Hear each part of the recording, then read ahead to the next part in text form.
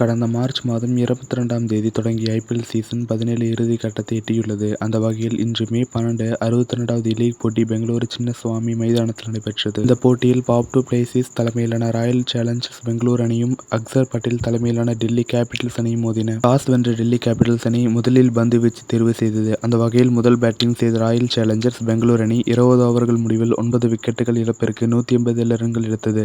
அதிகபட்சமாக அந்த அணி வீரர் ரஜத் பட்டிதர் 82 ரன்களை குவித்தார். பின்னர் 188 ரன்கள் எடுத்தால் வெற்றி என்ற இலக்குடன் களமிறங்கியது டெல்லி கேபிட்டல்ஸ் அணி. டெல்லி கேபிட்டல்ஸ் அணியின் தொடக்க ஆட்டக்காரர்களாக டேவிட் வார்னர் மற்றும் ஜேக் பிரேசர் மெர்கூக் களமிறங்கினார்கள். 2 பந்துகள் மட்டுமே களத்தில் நின்ற டேவிட் வார்னர் 1 ரன் எடுத்து ஸ்வப்னில் சிங் பந்தில் நடையை கட்டினார்.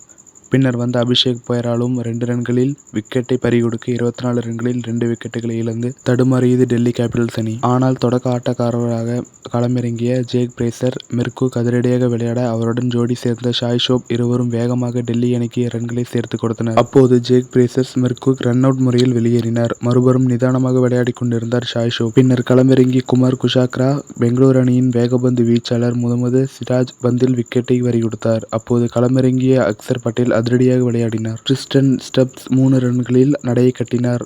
ராசிக் தார் சலாம் அக்சர் பட்டேலுடன் பார்ட்னர்ஷிப் அமைத்தார். இதனிடையே தன்னுடைய 30 பந்துகளில் பதிவு செய்தார் அக்சர் பட்டேல். அப்போது ராசிக் தார் சலாம் 10 ரன்களில் நடையை கட்டினார். அக்சர் பட்டேல் அணியை வெற்றி பாதைக்கு அழைத்து செல்வார் என்று எதிர்பார்க்கப்பட்ட சூழலில் 57 ரன்களில் விக்கெட்டை பறிகொடுத்தார். இவ்வாறாக 19.1 ஓவர்கள் முடிவில் டெல்லி கேபிட்டல்ஸ் அணி அனைத்து விக்கெட்டுகளையும் இழந்து 140 ரன்கள் மட்டுமே எடுத்தது. அந்த வகையில் ராயல் சேலஞ்சர்ஸ் பெங்களூரு அணி 47 ரன்கள் வித்தியாசத்தில் வெற்றி பெற்று அசத்தியது. தாங்கள் விளையாடிய கடைசி 5 போட்டிகளில் ராயல் சேலஞ்சர்ஸ் பெங்களூரு அணி வெற்றி பெற்றிருப்பதை குறிப்பிடத்தக்கது. மேலும் இதுபோன்ற செய்திகளை தொடர்ந்து பெற நமது சேனலை சப்ஸ்கிரைப் செய்து ஆளுங்கிற ஆப்ஷனை கிளிக் செய்யவும்.